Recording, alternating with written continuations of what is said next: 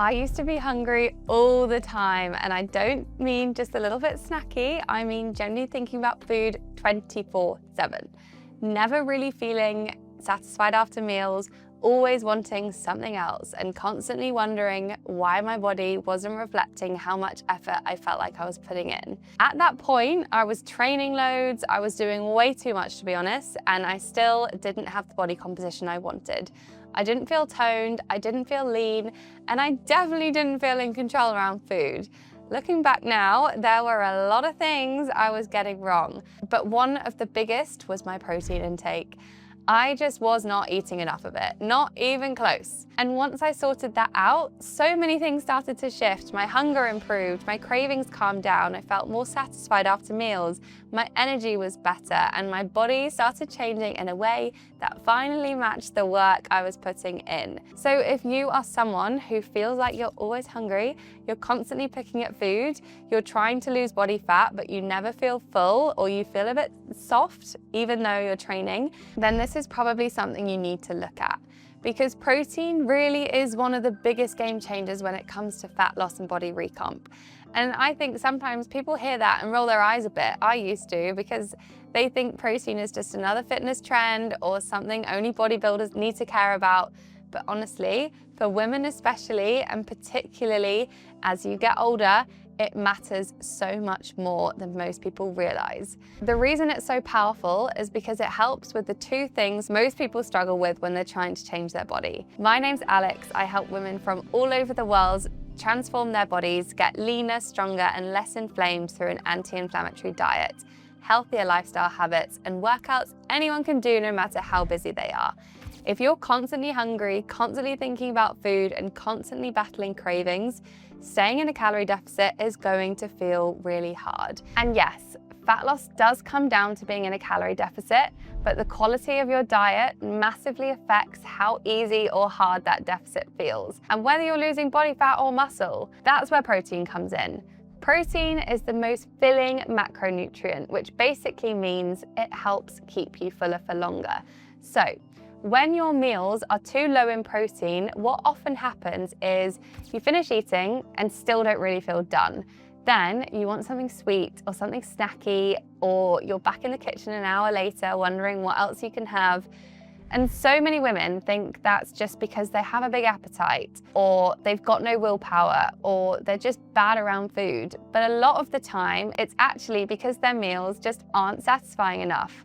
I see this all the time. Someone will say to me, but I am eating protein, I had eggs for breakfast. And when we actually look at it, it's maybe one egg on toast, a salad with a few chickpeas at lunch, and then a bit of salmon at dinner. So technically, yes, there is protein, but nowhere near enough to really make a difference. That was me as well. I used to think I was eating fairly well, but when I actually looked at my intake, it was nowhere near where it needed to be. And that's why I was always hungry. Once I increased it properly, the difference was huge. I didn't feel like I needed to snack all the time. I wasn't obsessing over food in the same way. Meals actually kept me full, which was huge for me, and fat shedded off my body and my muscle definition finally came through. That on its own makes fat loss feel so much easier because you're no longer relying on pure willpower to get you through the day. But the second reason protein is so important is body composition. Because if your goal is not just to lose weight, but actually look more toned, more defined, and change your shape, you need to think beyond just the number on the scales and the calorie number.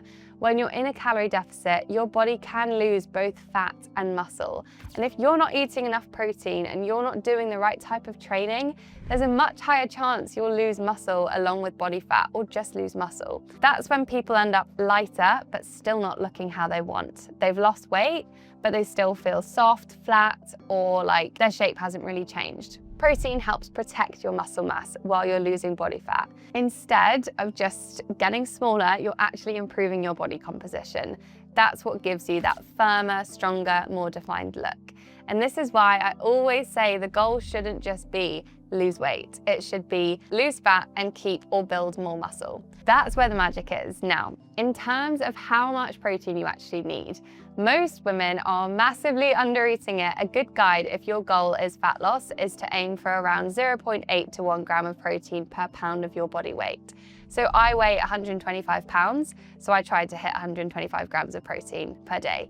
It's a very easy calculation if you work in pounds, or if you prefer working in kilos, roughly around 1.6 to 2.2 grams per kilo of body weight is a solid range. You do not need to hit perfection overnight, but that gives you a much better target than the tiny amounts most women are currently eating. I think I was eating about 40 grams per day before I started tracking it. No wonder I felt stuck. And if you're watching this thinking that sounds like loads, that's because compared to what most women are used to, it is. But that doesn't mean it's too much. It just means you probably need to start being a bit more intentional about building your meals around it, because that's the real key, not just adding protein where you can, but actually making it the center of your meals. So instead of having toast and hoping the peanut butter sorts it out, you might want to rethink and do eggs, egg whites, and Greek yogurt on the side.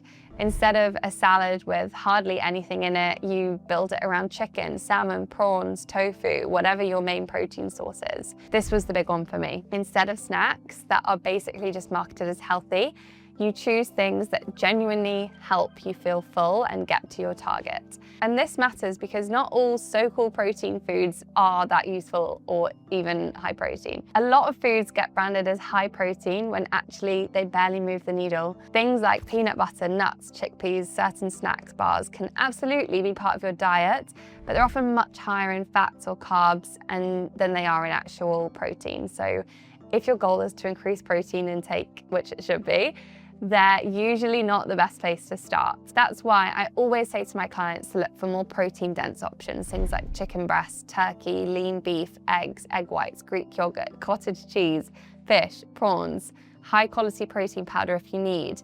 These foods give you a decent amount of protein without having to eat loads of calories to get there. That doesn't mean you need to live on boring dry chicken and broccoli, not at all. It just means your meals need a proper protein source in them, not a token gesture.